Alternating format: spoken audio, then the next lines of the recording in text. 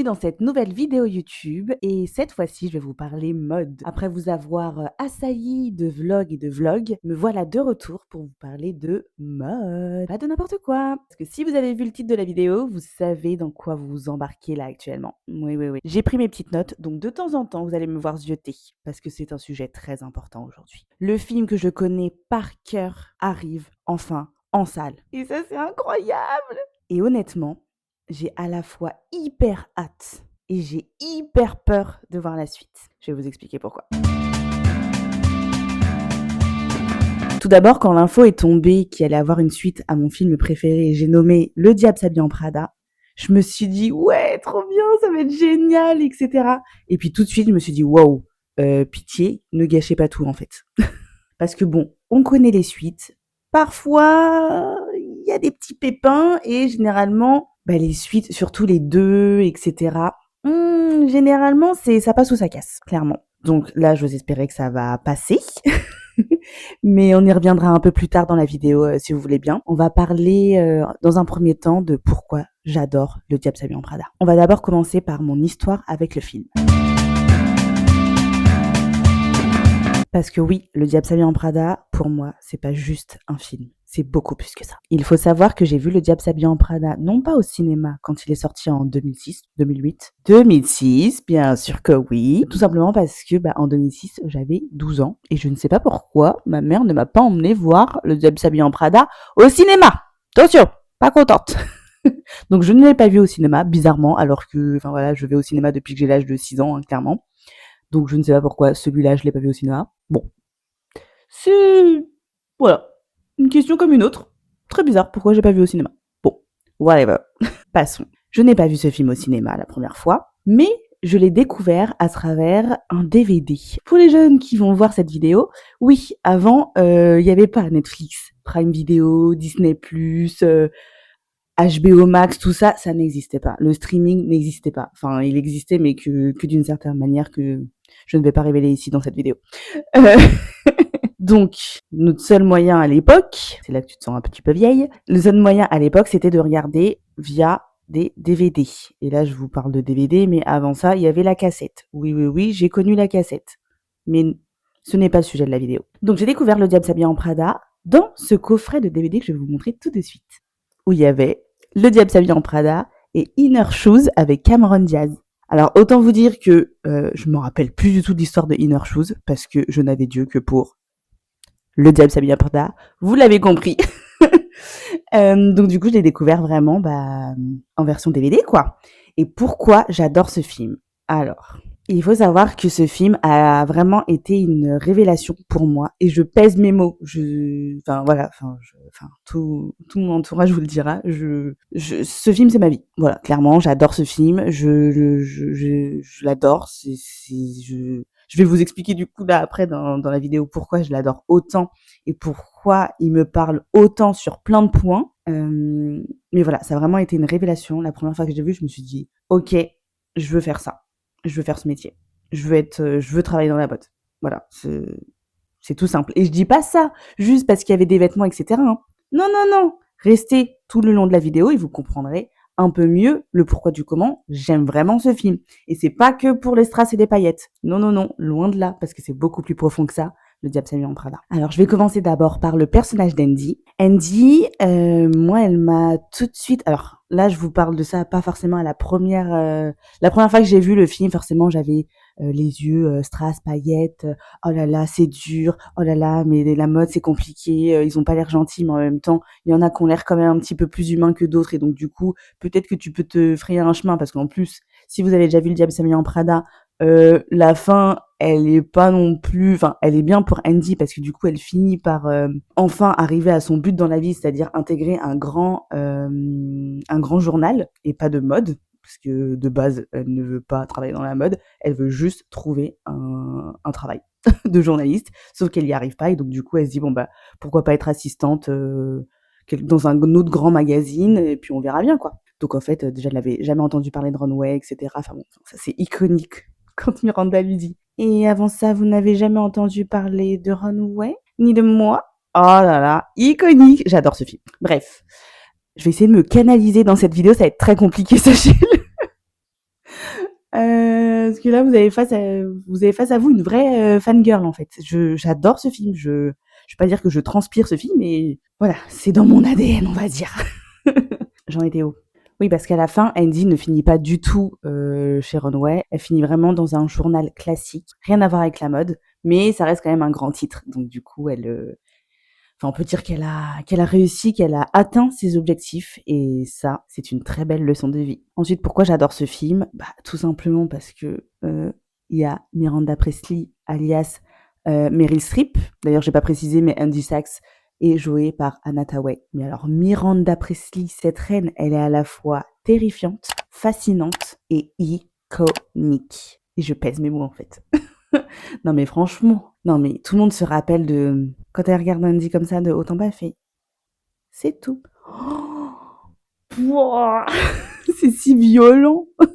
C'est si violent et si réaliste aussi parfois. Je pense que ouais, il y a vraiment des gens qui sont méchants comme ça, hein. Et en fait, ouais, dans le personnage de Miranda, c'est pas de la méchanceté, c'est qu'elle se protège de ce monde justement de la mode qui peut être très cruel de temps en temps. Alors, faut aussi que je parle de quelque chose de très clivant, on va dire.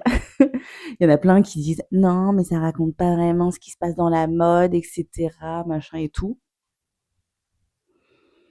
C'est pas exactement pareil, hein, mais il y a quand même des choses qui sont très similaires dans la manière. Je parle surtout par rapport à mon vécu, etc. Il y a des gens dans la mode qui sont vraiment pas tendres, qui peuvent vous dire des choses qui peuvent être très blessantes. Mais après, voilà, c'est un peu comme dans tous les métiers, j'imagine. C'est comme quand t'as un manager toxique ou quoi que ce soit. Sauf que, en fait, c'est pas ok. Je déteste ça. Mais voilà, c'est pas normal d'avoir quelqu'un qui soit de un te rabaisse, soit te parle mal pour zéro raison. Enfin, je veux dire, d'humain à humain, on peut se parler tranquillement, tout va bien, on travaille pour la même boîte, enfin, on aime les mêmes choses, donc calm down, en fait. Voilà. Donc, à l'époque, quand c'est sorti, forcément, on connaissait pas tout ce qui se passait dans la mode. Enfin, moi, je connaissais pas du tout. Et du coup, ça a été vraiment le premier regard que je me suis fait de la mode. Et je me suis dit, waouh, donc c'est super, strass et paillettes, ça m'attire, machin, etc. Enfin, c'est pas les strass et les paillettes qui m'attirent, mais c'est le côté défilé, les looks, travailler un magazine, choisir qui sera en cover, choisir les vêtements pendant le shooting photo, etc., machin et tout. Et c'est ça vraiment qui m'attirait.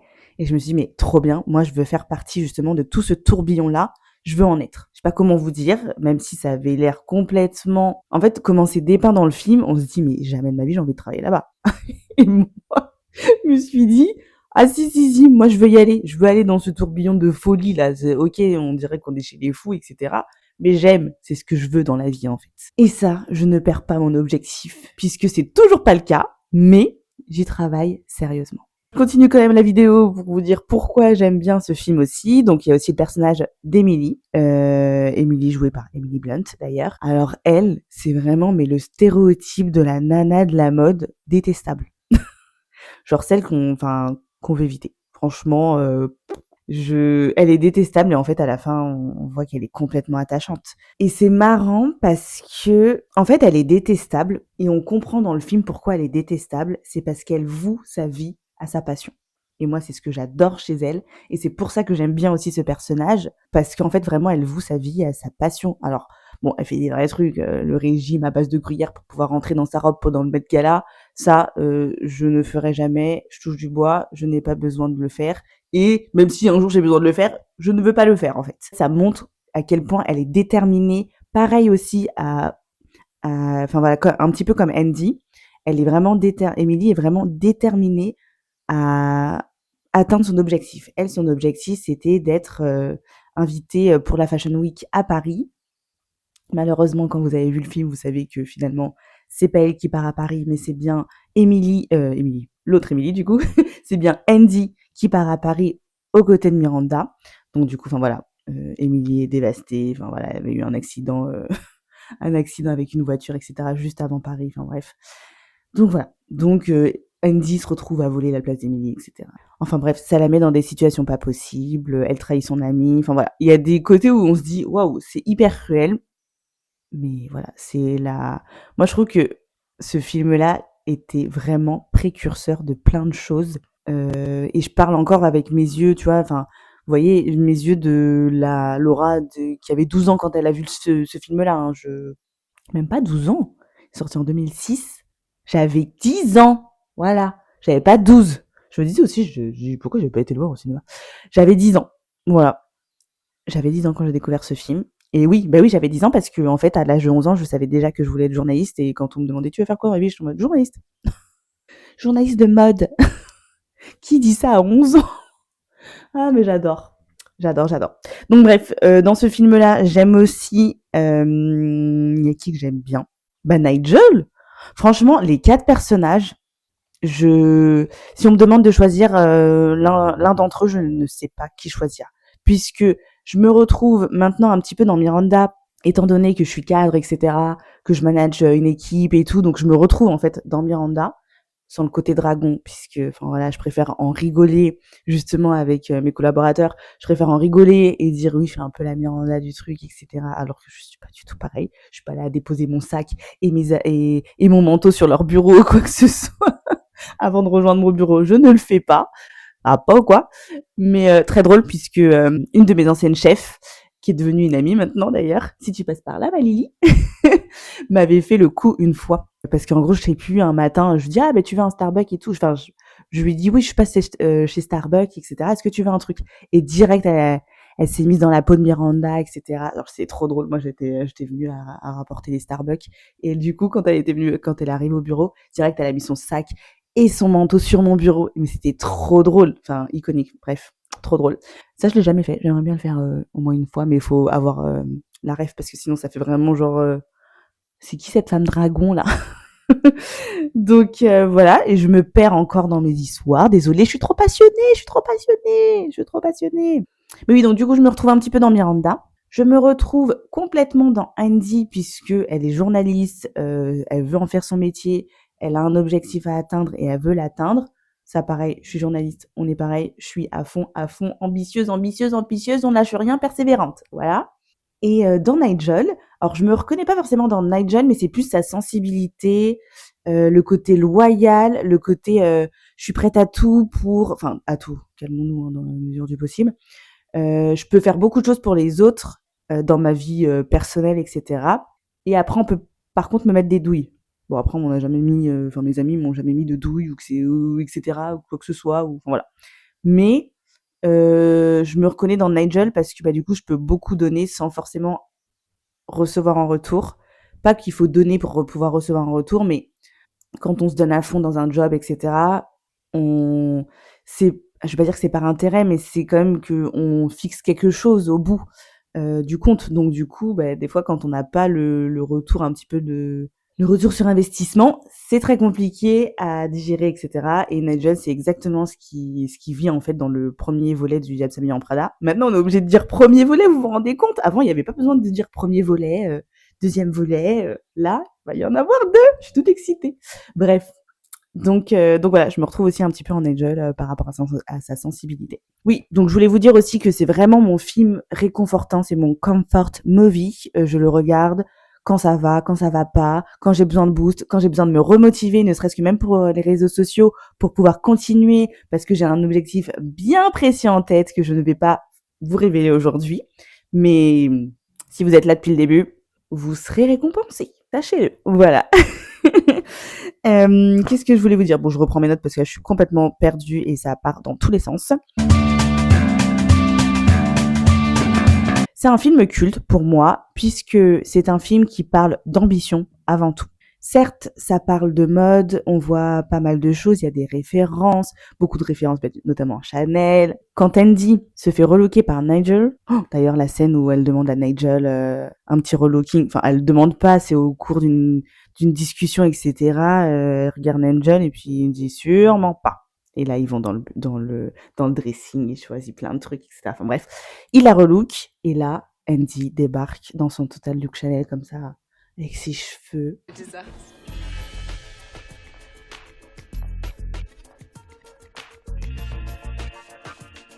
Les bottes Chanel, etc. Le sautoir Chanel, la veste Chanel. Et là, il y a Emily qui la regarde bouche bée. À côté, il y a Gisèle Bündchen. D'ailleurs, ça, on le dit pas souvent, mais il y a Gisèle Bündchen dans Le Diable s'habille en Prada. Elle a fait un super caméo. Et là, dans le 2, ils ont coupé le caméo de Sydney Sweeney. Oupsie, dommage. Bah écoutez, tant mieux. Bref, qu'est-ce que je voulais dire? Et oui, et à un moment, Emily, elle la regarde et fait. Et ce sont des. Et là, Andy a fait des bottes Chanel, oui.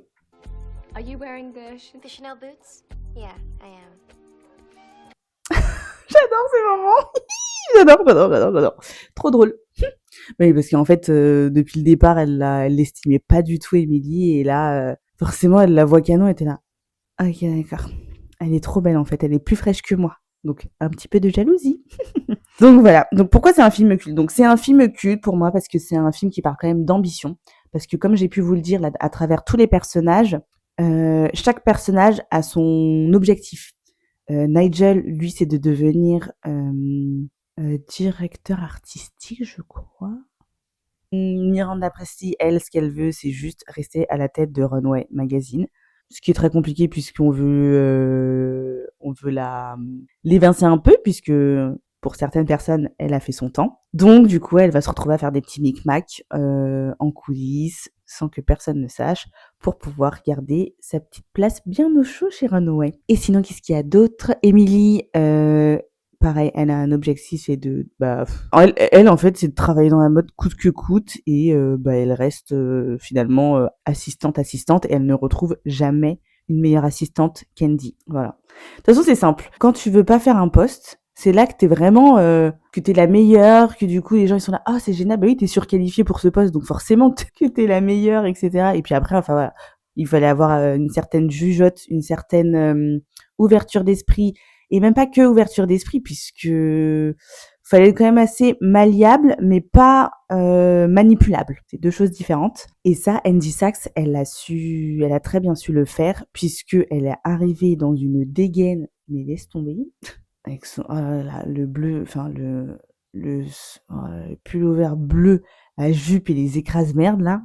And Emily? Yes?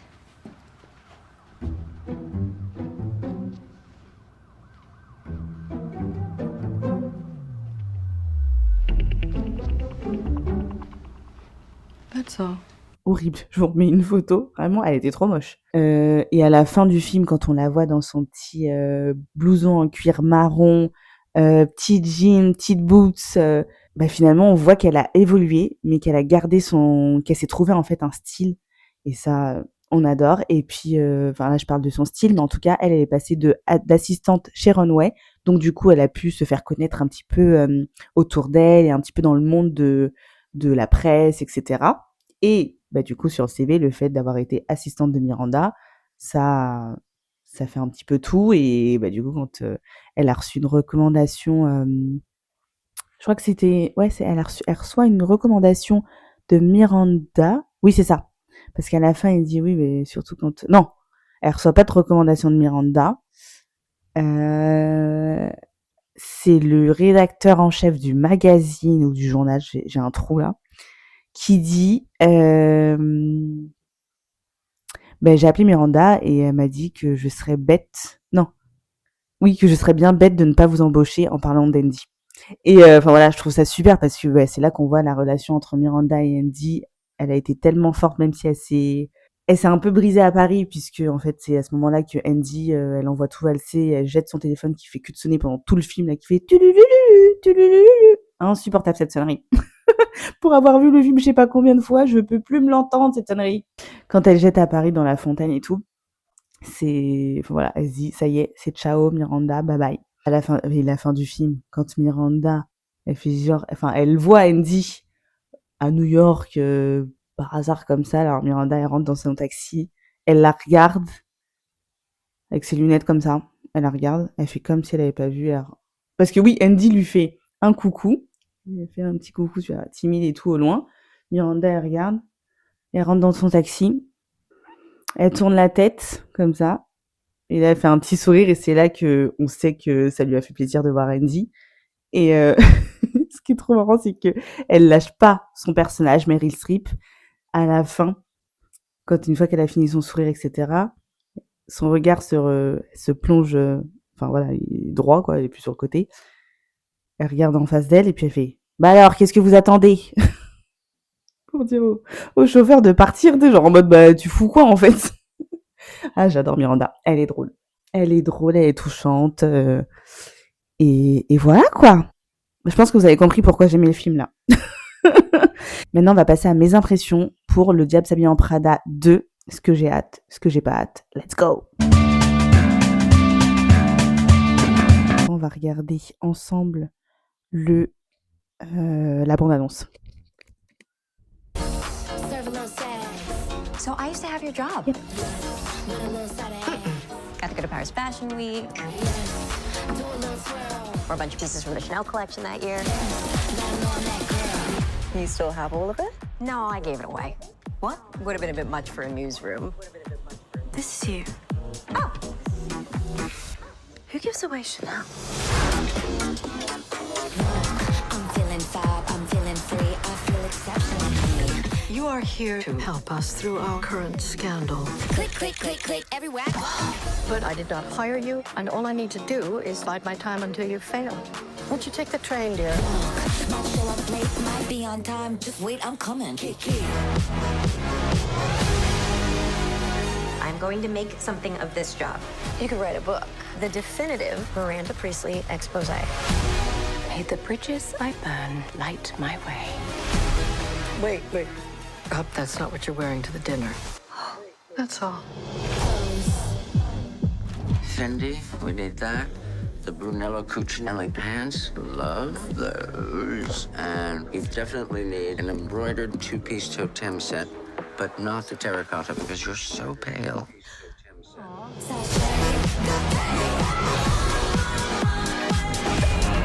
My neck is hot. Oh my God, just hide a feeling for once. J'ai envie de pleurer, j'ai trop hâte. I just love my job.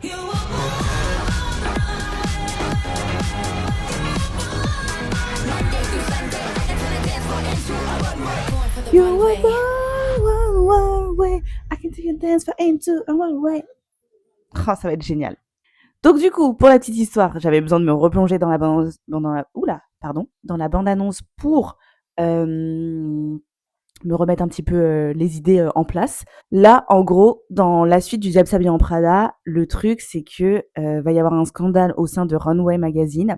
Et donc du coup, Andy va se retrouver à gérer cette crise-là. Mais elle sera pas toute seule, il y aura Emily, il y aura Nigel, enfin les 4 sont là. Et cette fois-ci, c'est vrai que le premier était très focus sur la vie d'Andy, et il semblerait que là, le 2 soit vraiment centré sur Mary Streep, comme on peut le voir sur l'affiche. On voit clairement que Meryl, elle est là, quoi. Que Miranda Priestley est là. Donc voilà, je pense que ça va nous donner une autre vision de la mode, peut-être un peu plus, un peu plus réaliste. Et encore peut-être un peu plus réaliste, puisque maintenant ce sont pas les mêmes codes. Je veux dire, enfin maintenant avec les réseaux sociaux, etc., on est très très informé sur plein de choses.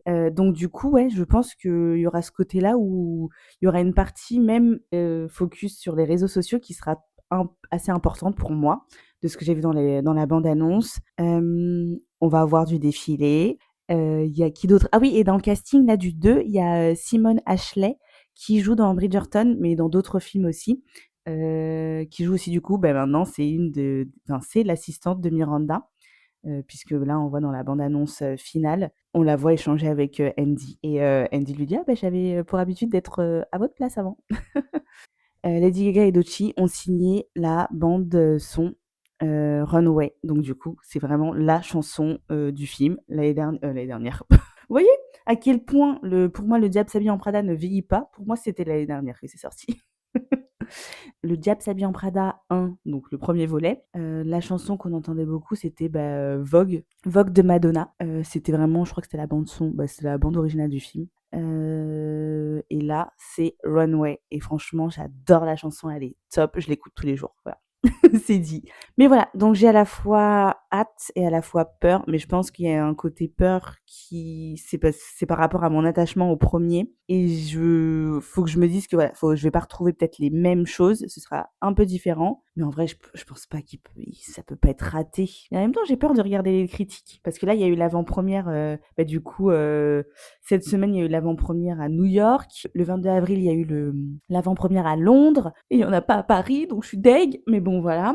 En tout cas, pas avec le casting. Et du coup, j'ai un peu peur de regarder les critiques parce que j'avais peur d'être déçue ou d'avoir trop d'attentes. Donc, je lis rien, je reste dans l'ignorance et j'irai voir Le Diable s'habille en Prada au Grand Rex le 29 avril. Et comptez sur moi pour vous faire un petit récap après l'avoir vu tout simplement. Je compte bien me munir de mes petites notes pour vous faire un récap construit avec un petit peu moins d'excitation peut-être, même si le film je pense qu'il sera très bien, etc.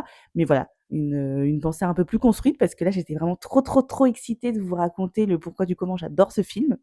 Et encore, je vous ai pas tout raconté, donc donc voilà. Mais là, la vidéo, elle sera beaucoup trop longue si j'en rajoute encore une partie, etc. Mais n'hésitez pas à me dire en commentaire si vous voulez que j'en parle un peu plus en détail.